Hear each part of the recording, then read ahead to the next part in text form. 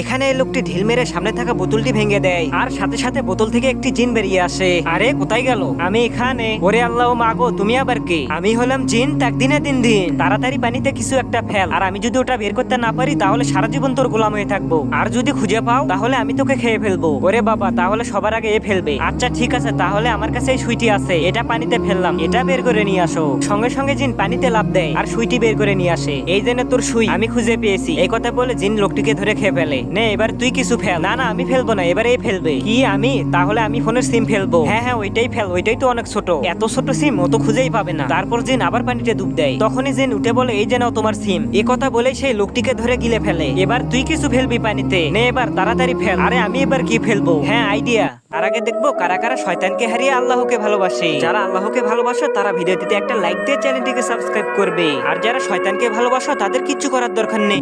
আমার পকেটে তো মাথা ব্যথার ট্যাবলেট আছে, এটাই পানিতে ফেলবো। এটা পানিতে পড়ার সঙ্গে সঙ্গে গলে যাবে। আমি এখন এই মাথা ব্যথার ট্যাবলেট পানিতে ফেলবো। তুই ফেলার সঙ্গে সঙ্গে আমি ওটা খুঁজে বের করব। বের করে দেখা দেখি তোর কত শক্তি। আব্বে জিন দাঁড়া, তোর গলায় এগুলো কি পরছিস? আরে শালা সর এখান থেকে। তখনই জিন সঙ্গে সঙ্গে পানিতে ডুব দেয়। কিছুক্ষণ পর জিন উঠে বলে, আরে এটা আবার কই গেল? খুঁজে পাচ্ছি না কেন? আর এভাবে অনেকক্ষণ খোঁজাখুঁজির পর জিন বলে, আরে ভাইজান আপনি এটা কি ফেললেন? তা তো খুঁজেই পাচ্ছি না। এরপর লোকটি বলে, তোমার শর্ত মতে খুঁজে পাওনি, আজ থেকে তুমি আমার গোলাম। হ্যাঁ আকা, হুকুম করুন, এবার কি করব?